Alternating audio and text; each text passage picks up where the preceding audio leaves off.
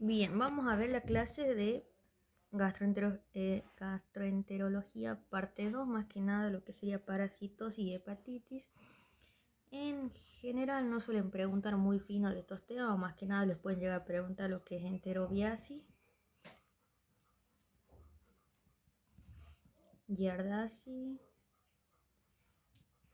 y lo que sería también las hepatitis, los diagnósticos diferenciales, bien, cómo haces el diagnóstico, los síntomas. Cuando hablo de hepatitis me refiero a las hepatitis virales. Bien, bueno, entonces vamos a empezar primero con los parásitos intestinales que tenemos que saber. Las parasitosis intestinales en este caso puede ser por la ingestión, es decir, que el paciente ingiere los quistes, puede ser tanto quistes de protozoo, huevos o larvas, ¿bien? O también que las larvas ingresen al humano por la penetración a través de la piel, ¿bien? ¿Para qué tipo de parásito tenemos? En este caso intestinal serían los protozoos y los helmintos. Los protozoos son organismos unicelulares de reproducción sexual y asexual muy infectivos. Estos son parásitos que tienen cuyo elemento infectante puede persistir, digamos, en el medio externo y ser aún infectante durante varios tiempos, con larga supervivencia, ¿bien? La principal vía de transmisión es fecal-oral, entonces ahí donde nosotros tenemos que enfocar en cuanto a las medidas de prevención. Los helmintos son organismos pluricelulares que presentan varios ciclos vitales. Puede ser que el hombre ingiera la larva, ingiera el huevo o que la larva penetre a través de la piel, como le había dicho. Bien.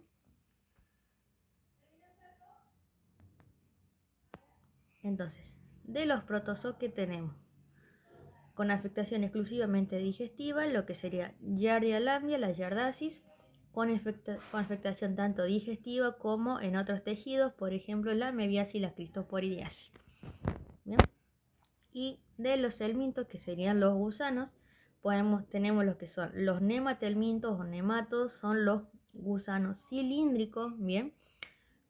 Esto puede ser con afectación exclusivamente digestiva, sería la oxuriasis, que producido por el enterobius vermicularis, que sería también conocida como enterobiasis, pero es la misma, ¿bien? Tricocefalosis por Trichuris trichura, y esto sería la trichuriasis, es la misma. De afectación tanto digestiva como pulmonar, ya tenemos la ascariosis por el ascarilumbricoide, las uncinarias, bien, por el ancilostoma y el necador americano. De afectación cutánea, digestiva y pulmonar, acá cuando habla de afectación pulmonar se refiere a lo que es el síndrome de Loeffler, que ya lo vamos a ver, bien. Y con afectación cutánea ya vamos a ver el síndrome cutáneo de la larva Currens, ya cuando lleguemos ahí. Bien, tenemos la estringiloideasis por el estringiloides del coral. Bien, luego tenemos lo que son los platelmintos, que son los gusanos o cestos, son los gusanos planos. Bien, esto digamos, si yo los vería de frente, los cilíndricos claramente se verían así, y los planos se caracterizan por tener el cuerpo estructurado. Bien, ya lo vamos a ver un poquito más detallado, de frente se verían así. Bien, de afectación exclusivamente digestiva y menolepis, y las tenias, y posible afectación digestiva y potencialmente en otros tejidos, tenemos de Taenia solium el estadio larvario de la cisticercosis. Bien, ahora lo vamos a ver más en detalle. Entonces, vamos a empezar por lo que es la giardiasis producida por la Giardia lamblia o duodenalis, y esto característicamente es la parasitosis más frecuente a nivel mundial. Entonces, ¿cuál es la principal parasitosis? La giardia. Bien, ¿qué tenemos que saber? Acá tenemos las dos formas, la forma del quiste y el trofozoito. ¿Cómo ingresa este parásito al organismo? Vamos a ver para eso el ciclo. Bien, el ciclo vital de la giardia: el hombre se infecta tras la ingestión del elemento infectante, que sería el quiste, que a medida que ese sería ya por alimentos contaminados, agua, comida o fómites contaminados con materia fecal, Bien, el hombre los ingiere y a nivel del intestino delgado se produce, digamos, la liberación, la bipartición del quiste, generando los trofozoitos, ¿bien? Trofozoito posteriormente elimina otro quiste que sale con la materia fecal y ahí sería de nuevo el elemento infectante, ¿bien? ¿Cuáles serían los síntomas?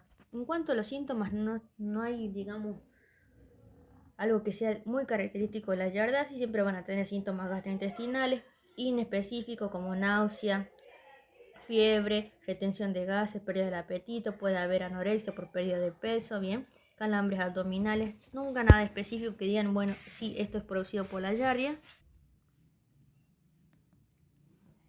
¿Cómo hago el diagnóstico? Bueno, claramente yo puedo hacer un copro parasitológico y evidenciar los quistes en materia fecal. ¿Y cómo hago el tratamiento? Y acá vamos a tener fármaco muy conocido, también porque también es antibacteriano, lo que sería el metronidazol en 15 miligramos por kilo día, cada 8 horas, vía oral cada 7 días. Bien, no hace falta que lo sepan a todos, pero que sepan por lo menos uno. En general, como es el más frecuente, es el metronidazol. Bien, un poquito hablarles de metronidazol, ya que es digamos, no es solamente antibiótico, sino también, perdón, no es solamente antiparasitario, sino también antibiótico y tiene múltiples usos. Dentro de las marcas comerciales, digamos, una de las más conocidas es el Metrisol, bien. Se da en infecciones por anaerobios, como antiparasitario, te sirve también para la amebiasis intestinal y extraintestinal, yardasis y tricomoniasis. Entonces también es importante, de uso en ginecología, tricomonas, Gardnerella y profilaxis para ITS. Bien, dentro de las dosis no es necesario que lo sepan, por lo menos mantenerla de 15 miligramos kilo día. Bien, y la presentación también puede venir en comprimidos en 250 o de 500 y en suspensión oral, que sería un jarabe, 25 miligramos por mililitro. Bien, vamos a ver ahora también lo que es amebiasis. Esta es producida por la entamoeba histolítica. La entamoeba histolítica tiene la forma del trofozoito y la forma quística, que la forma quística sería el elemento infectante. ¿Cómo llega esta forma digamos, cómo se infecta al hombre? Por los mismos mecanismos, como venimos diciendo, la ingestión del elemento infectante, que sería el quiste,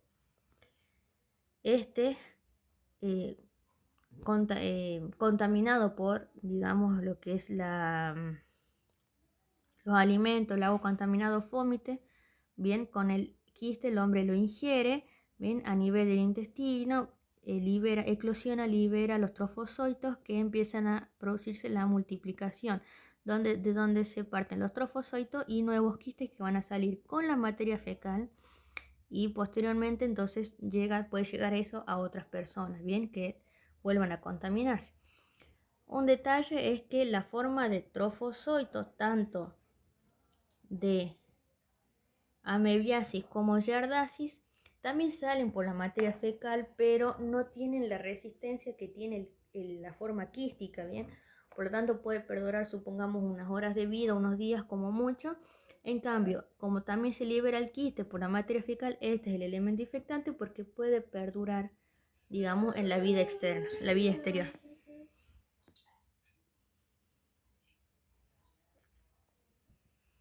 Bien. Síntomas inespecíficos, nada que digamos, bueno, esto sí es de la amebiasis.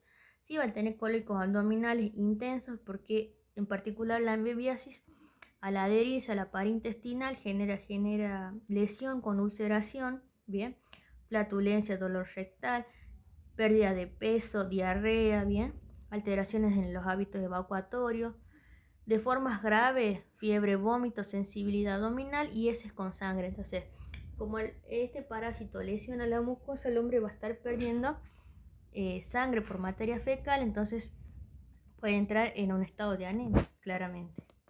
Bien, diagnóstico, copro parasitológico en materia fecal y tratamiento tenemos para las tres formas, tanto lo que sería el metronidazol, bien, la paramomicina no es tan frecuente, no es que no sea frecuente, sino que, perdón, no es que no sea frecuente, sino que se cubre con lo que sería digamos el metronidazol. Bien, vamos a ver ahora lo que es la enterobiasis. También es un...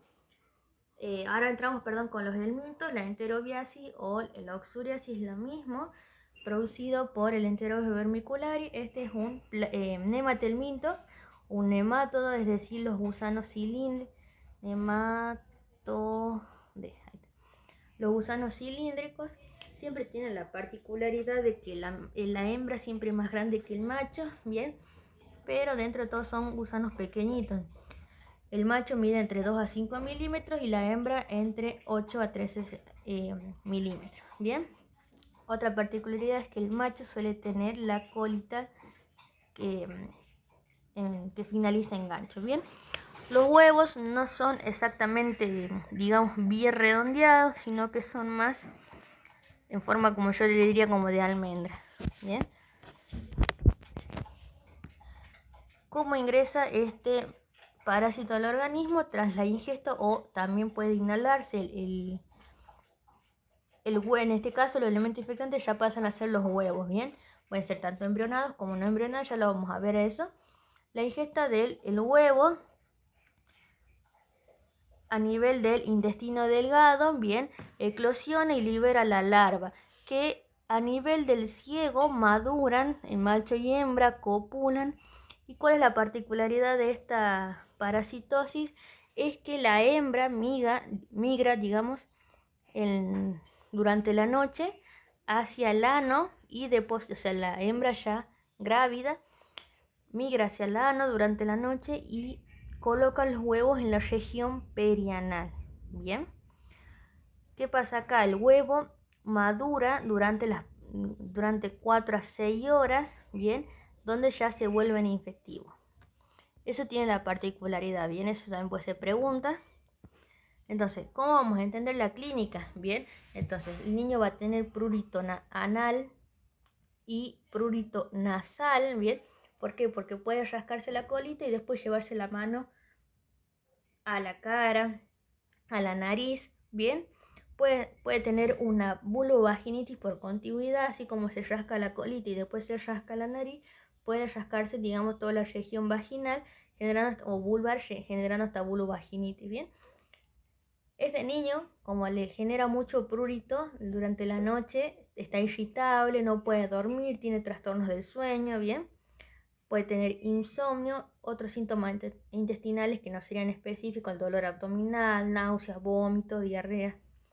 No es, digamos, algo específico. Sí tiene la particularidad también del bruxismo, no quiere decir que sea algo patognomónico, pero es para tenerlo en cuenta en cuanto al prurito. Si lo sumo con el prurito anal, con el insomnio, con la vulvovaginitis, con el antecedente de una escasa higiene o una escasa higiene también, no solo de él, sino también de los alimentos, bien, entonces ahí llego al diagnóstico también. ¿Cómo hago el diagnóstico? En este caso no se recomienda el uso de un copro parasitológico porque los huevos no se eliminarían. En este caso migra la larva ahí nomás en la zona, en la región perianal, bien. ¿Cómo se hace el diagnóstico? Esto sí es pregunta de examen, el test de Graham. El test de Graham, bien, acá lo explican pasos por pasos. Tenemos este elemento que sería como un portaobjeto cubierto por una cinta de un extremo y para colocar un capuchón en el otro extremo, bien. Entonces acá tenemos la imagen 2, cómo se coloca el capuchón en uno de los extremos y esta cinta la levantamos, bien, cubriendo el capuchón, y esta es la cinta adhesiva a la cual yo voy a adherir, voy a hacer presión sobre la región perianal, bien, y vuelvo a cubrir. Cuando yo paso esto del portaobjeto para observar el microscopio, retiro el capuchón y ahí puedo ver, digamos, lo que sería las larvas o el huevo. Bien, ¿y cómo hacemos el tratamiento? Mebendazol, bien. Siempre traten de tener cuenta 2 a 3 antiparasitarios, que serían los más usados. Ahí se los voy a nombrar yo al final. Bien, vamos a ver lo que es también la trichuriasis producida por el Trichuris trichura. Siempre la hembra, como esto también es un parásito cilíndrico, bien. es decir, un hemátodo, la hembra siempre va a ser más grande que el macho, en general de 3 a 5 centímetros. Los huevos tienen esta característica en ambos extremos, bien, eso para tenerlo en cuenta cuando nosotros hagamos el coproparasitológico, que en ambos extremos tiene estos dos tapones mucosos, entonces esa es una particularidad de esto, ¿bien? ¿Cómo se infecta el hombre? El hombre se infecta tras la ingestión del huevo, que al inicio, cuando sale por la materia fecal, es un huevo no embrionado, bien, que desarrolla el embrión en el medio externo, y cuando el hombre ya ingiere el huevo embrionado, bien, que a nivel del intestino delgado libera la larva. En ciego, macho y hembra adultos copulan y posteriormente vuelven a eliminar los huevos, que sería el elemento, el huevo no embrionado. ¿Bien?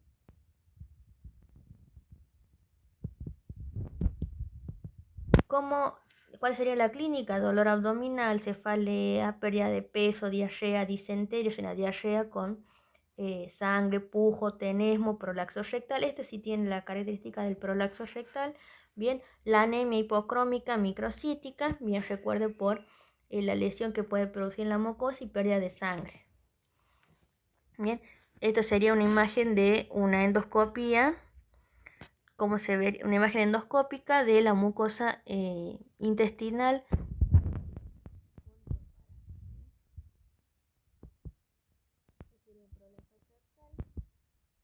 El tratamiento mebendazol o albendazol.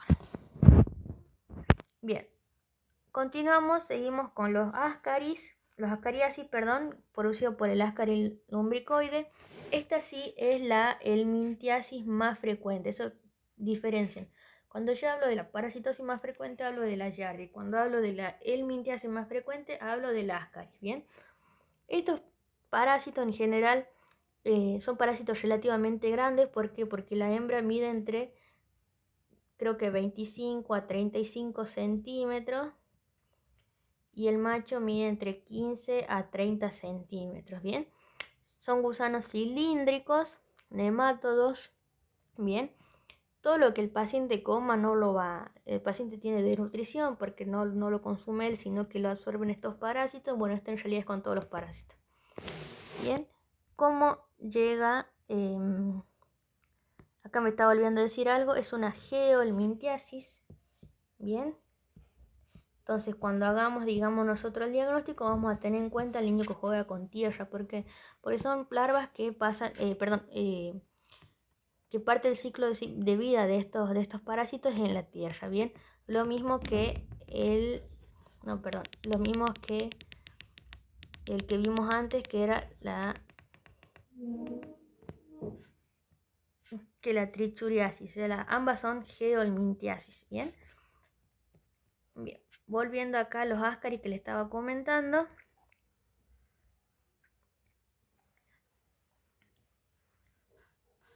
El hombre libera, digamos, por las heces con la materia fecal, un huevo no fertilizado, ¿bien? Que, se fertiliza en el medio externo, ¿bien? Pasa por diferentes estadios evolutivos. Esto no es generalmente, eso no le pregunta, no es parásito esto, pero para que lo tengan en cuenta. Pasa por diferentes estadios, digamos, evolutivos en la tierra, bien, en un suelo favorecido, donde se vuelve infectivo y ya se embriona, ya presenta la larva, ¿bien? Entonces el hombre ingiere este estadio del huevo con ya la larva, que a nivel, el hombre entonces lo digiere y a nivel intestinal, ¿bien? Libera la larva, digamos, en los estadios iniciales. Estas larvas lo que hacen es atravesar la mucosa intestinal, alcanzar la circulación portal, que aquí estaría, por ejemplo, el hígado, de donde pasarían acá, de la circulación portal, pasarían al corazón, digamos, derecho por la vena cava. De ahí irían luego posteriormente al pulmón, llegan a los alvéolos, bien. En los alvéolos atraviesan el alvéolo, generando todo lo que sería síntomas respiratorios, bien. donde por el reflejo de la tos van a ascender a la vía aérea hasta llegar a la cavidad oral, donde posteriormente van a ser deglutidos. Ya en versión adulta caen al intestino, digamos, no, perdón, todavía no son adultos. Al ser deglutidos caen de nuevo al intestino delgado, al estómago, perdón, el estómago, intestino delgado, donde se transforman en larvas adultas, copulan y vuelven a liberar el huevo no fertilizado por la materia fecal. Bien, como este parásito tiene la particularidad de, digamos que en su ciclo pasa por el sistema circulatorio, bien, entonces, y posteriormente al pulmón, de ahí también van a venir los síntomas clínicos, eso me explicaría, bien. De forma digestiva, dolor abdominal, meteorismo, vómito, diarrea, que tendría que tener en cuenta, como al ser parásitos grandes, pueden dar un abdomen agudo obstructivo, bien, una obstrucción mecánica, anorexia, malnutrición. ¿Por qué? Porque el hombre, estos parásitos son grandes, bien, se alimenta de todo, o sea, el hombre no se alimenta del parásito, todo lo que come. Bien, en la parte respiratoria va a producir lo que se llama el síndrome de Loeffler, un cuadro respiratorio con fiebre, tos y expectoración, bien. En la placa va a tener signos de condensación y una respuesta de hipersensibilidad asociada. Puede también generar un absceso hepático en el paso de la circulación portal que posteriormente cuando atraviesa la mucosa intestinal. Bien. Clínica, entonces, como les decía yo recién, la clínica, la obstrucción intestinal, acá tenemos un gran nivel hidroaéreo por la obstrucción intestinal, bien. Esta es una muestra de biopsia por un abdomen agudo obstructivo donde ya se necrosó el intestino, se necrosó y se tuvo que sacar esa parte de intestino. Si ustedes ven, el parásito es grande, bien, como les decía, entre 25 a 30 centímetros.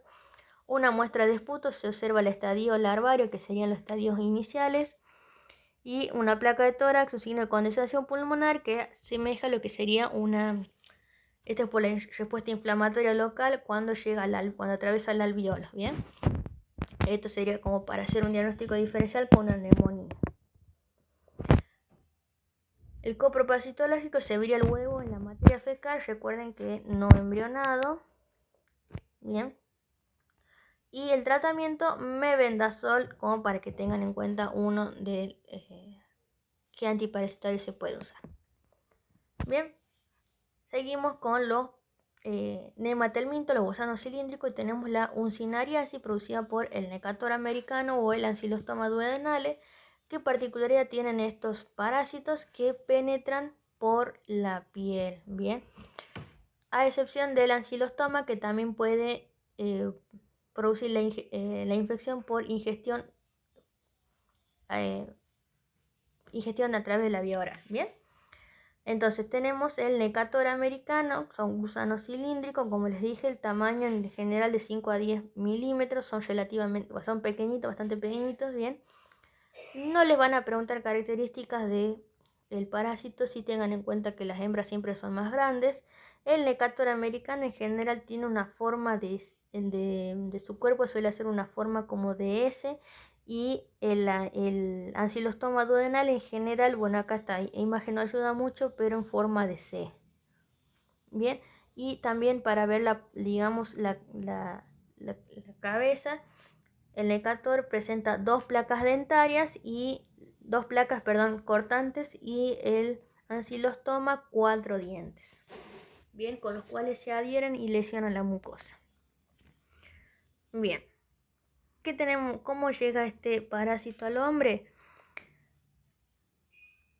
A través de la materia fecal se liberan los huevos, bien, que se embrionan también sería una geohelmintiasis, se embrionan en un suelo húmedo y sombreado, bien alejado de la luz, y este huevo eclosiona en la parte, en el ciclo, se hace ciclo externo, liberando una larva rhabditoide, que esto la verdad que no importa mucho, que pasa por diferentes estadios larvarios hasta llegar a un estadio en el cual puede ser infectante. Y cómo llega al humano, penetra a través de la piel, en general suele ser, digamos, en el espacio interdigital, en los dedos de los pies, bien. Se arma de un camino, digamos, a través de la piel hasta llegar al sistema circulatorio, bien. del sistema circulatorio hace lo mismo. Circula los vasitos periféricos, pasa al sistema venoso, del sistema venoso pasa todo lo que sería circulación portal, de luego al corazón, del corazón al pulmón, y vuelve de nuevo por reflejo de la tos, asciende hacia la parte alta de la cavidad oral y vuelve a ser deglutido, donde cae a nivel intestinal, donde ya se forman las larvas adultas, ¿bien? Pero lo que ingresa al organismo es la larva. Como este parásito ingresa por, digamos, la piel, se genera este síndrome de la larva migrans cutánea, donde me genera una dermatitis pruriginosa, transitoria, en general, como le decía, en las zonas interdigitales de los pies. El síndrome respiratorio, porque pasa por la circulación pulmonar, los alveoles, todo, entonces generando el síndrome de Loeffler. La clínica a nivel digestivo, tampoco que sea algo muy específico, y un síndrome anémico por lesión de la mucosa. Bien, acá tenemos el síndrome de la larva cutánea, bien, cómo genera todo el paso de la larva a través de la piel.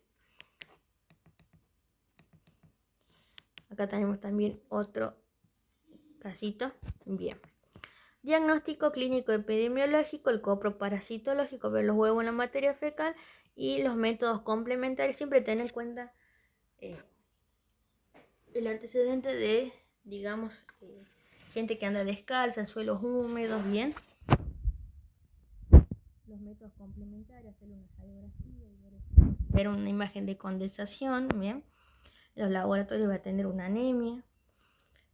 Tratamientos mebendazol o albendazol. Seguimos con los nematelmintos, otro gusano cilíndrico que sería la estrongiloidiasis, producido por el Strongyloides stercolaris. ¿Cuál es la particularidad de este parásito? Que tiene 3 ciclos de forma de infección: un ciclo directo, un ciclo indirecto y un ciclo de autoinfección. El ciclo directo sería como los que venían, similar al que nombre de las uncinarias. Penetra por la piel, pasa al sistema circulatorio, cardíaco derecho, circulación pulmonar, vía respiratoria, vuelve al intestino delgado, donde ya la hembra infectante coloca el huevo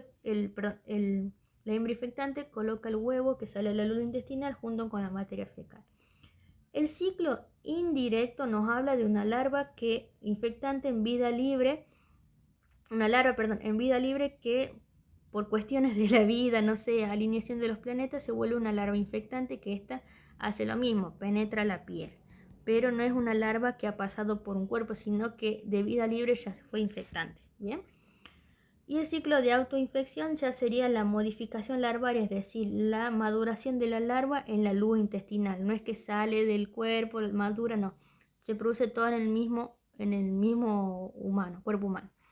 Pasa al sistema circulatorio, y esto es lo que se conoce como síndrome de hiperinfección, que se va a ver generalmente en pacientes inmunocomprometidos, bien, con afectación de otros órganos como el hígado, pulmón, sistema nervioso y sistema ganglionar.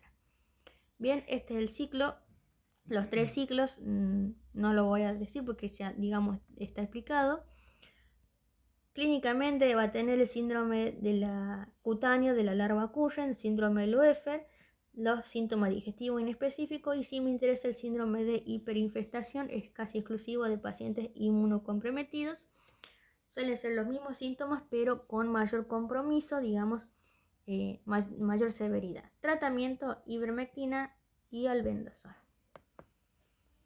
Pasamos ahora a los céstodes, que eran los gusanos planos, bien, que tenemos de acá conocido la himenolepiasis, producida por la Hymenolepis nana, bien.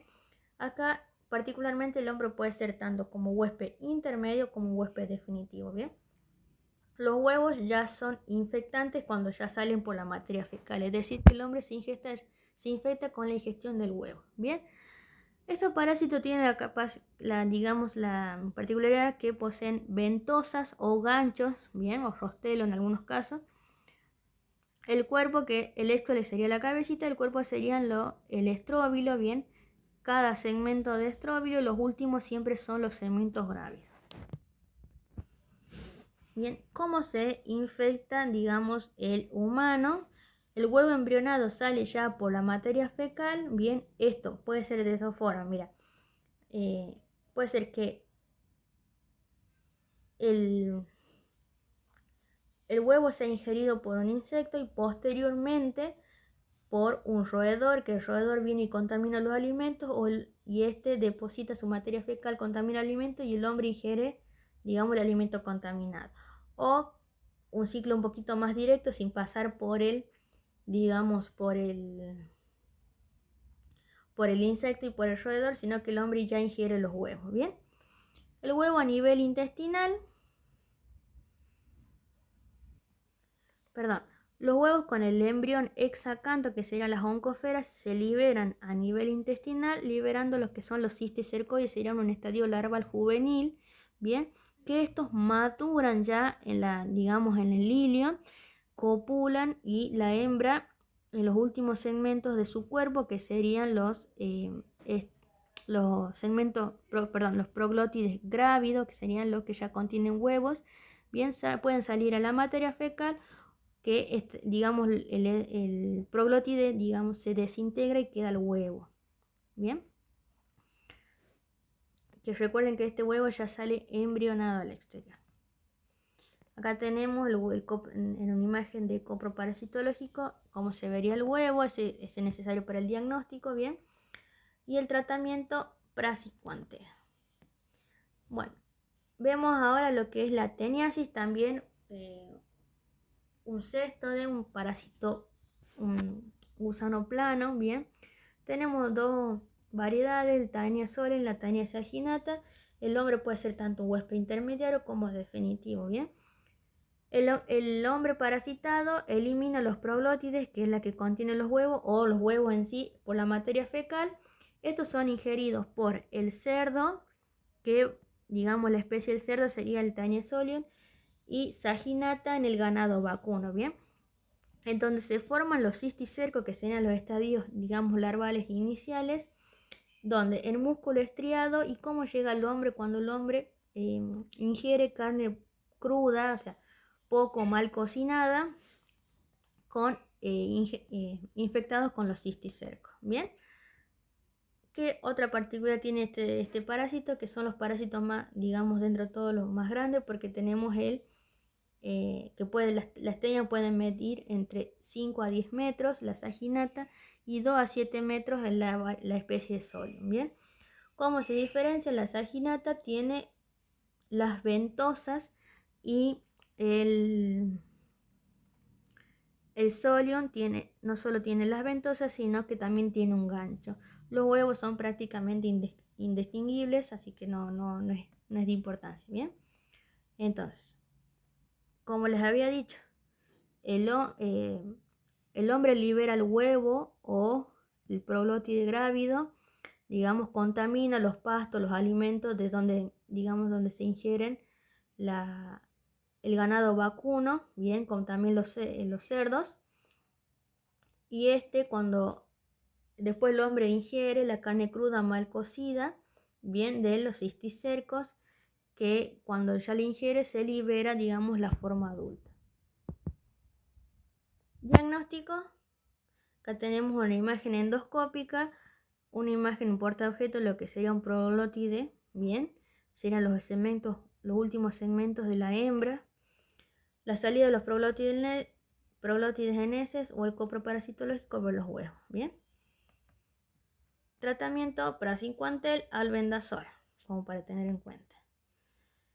¿Cuáles serían los criterios de curación? El hallazgo del escola en materia fecal tras tratamiento o el examen negativo durante 3 meses siguientes al tratamiento y la negativización del antígeno.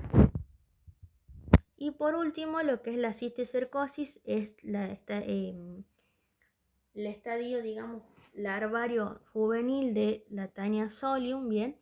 El hombre ingiere el huevo del subtipo de Taenia que llega al intestino delgado, penetra el sistema circulatorio, donde pasa a pulmón, corazón izquierdo, luego circulación arterial, esto es importante, donde se puede diseminar a diferentes lugares del organismo, como por ejemplo sistema nervioso, tejido celular subcutáneo, músculo y ojo, ¿bien? es lo que forman donde se enquistan, o esto es lo que se le llama los cisticercos, que esto también es lo que se encuentra en los animales cuando no se cocina bien la carne, ¿bien? Este forma de quiste puede permanecer durante años y morir y calcificarse, o puede producir una reacción inflamatoria importante que sería la causante de la sintomatología, ¿bien? El ciclo es como ya lo había explicado. Acá tenemos los cisticercos, los quistes en la carne cruda. Clínicamente, como dijimos que puede afectar a diferentes, digamos, partes, puede producir a nivel del sistema nervioso la neurocisticercosis con convulsiones, cefaleas, síndrome de hipertensión intracraniana, síndrome psicótico, meningitis, bien, alteración de los pares craneales o alteraciones medulares. Nódulos subcutáneos musculares blandos y no dolorosos, generalmente asociados a la neurocisticercosis. Esto ya cuando afecta al músculo. La afectación oftálmica generalmente suele ser, es poco frecuente y es única y unilateral, ¿bien? Si la larva muere puede producir una reacción inflamatoria importante con desprendimiento de la retina y ceguera posteriormente.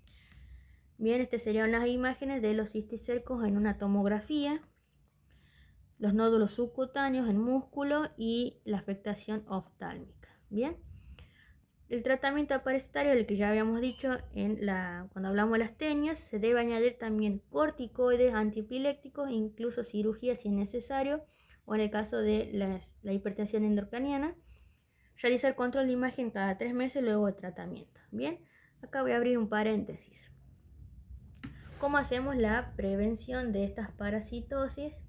Recuerden que la mayoría son de contaminación fecal-oral, entonces con medidas higiénico-dietéticas, todo lo que incluya el lavado de manos, lavado de alimentos, bien, higiénico-dietéticas, lavado de manos también cuando salimos del baño, y adecuada, lo que ya serían adecuada eliminación discreta,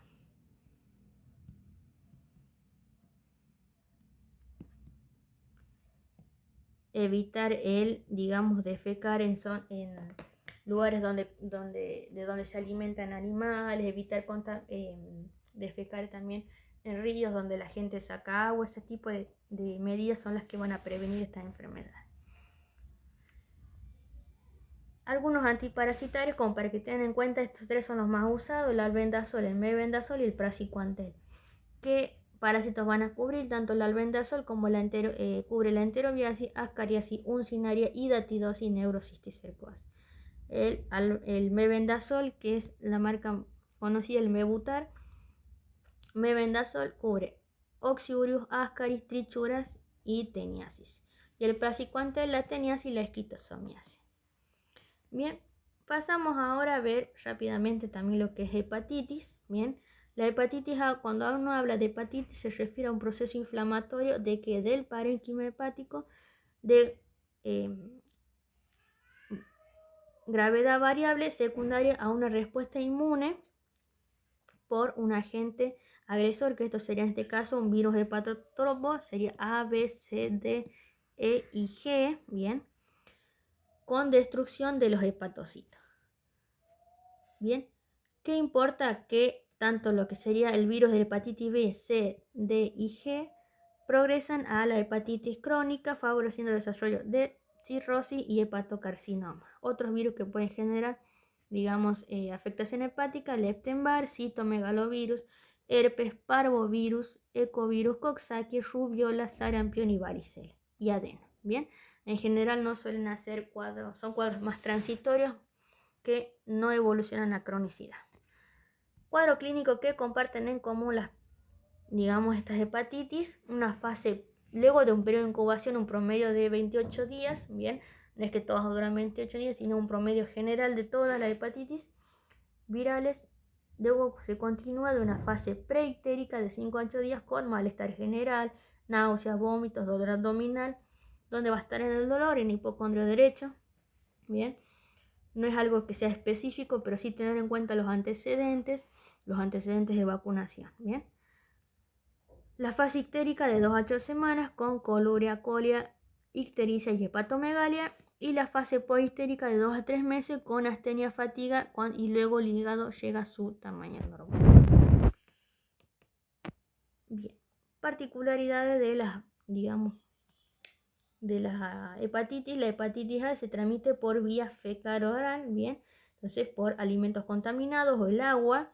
Hay vacunación, sí, los síntomas son, digamos, inespecíficos, pero para tener en cuenta las 3 fases que les mencioné recién. La hepatitis B, tanto la hepatitis B, la C, se transmiten por el contacto con la sangre infectada, fluidos corporales de madre e hijo, bien. Hay vacunación para ambas y que comparten, perdón, hay vacunación para la hepatitis B y ¿qué importa de esto? Que estas son el virus de la hepatitis B es el que se cronifica generando cirrosis y cáncer hepático. La hepatitis C también genera cirrosis y cáncer hepático. Bien, el virus de la hepatitis D suelen hacer una coinfección con hepatitis B, suele tener, digamos, necesita de la hepatitis B, por eso hacen coinfecciones de ambos tipos de virus. Bien, también se transmite con el contacto con la sangre infectada, bien, y también suele llevar a la cronificación con cirrosis y cáncer. Otra cosa para tener en cuenta es hacer un diagnóstico diferencial de las hepatitis con las hepatitis autoinmunes o las hepatitis por sustancias tóxicas, como acá les puse acá los principales fármacos analgésicos, los principales fármacos hepatotóxicos, y tenemos los analgésicos, antituberculosos, antibióticos. Mira, la amoxicilina están, digamos, recetadas, bien, antifúngicos, antiepilépticos, inmunosupresores y antineoplásicos y otras sustancias, por ejemplo las anfetaminas. Bien, que dan una hepatitis por sustancias tóxicas, bien, sacando lo que sería algo viral.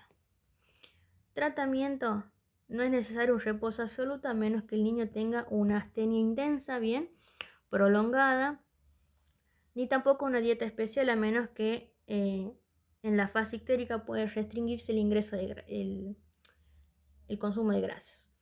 El niño puede recuperar su actividad habitual en el transcurso de varias semanas. El uso de medicación analgésica y antiemética deberá ser valorado en cada caso en particular, pero deben evitarse en lo posible fármacos hepatotóxicos que sean metabolizados por el hígado. No es necesaria hospitalización salvo en el caso de lactantes pequeños o que presenten una hepatitis fulminante. Bien, eso sería todo lo más importante, lo que más tienen que saber de este tema.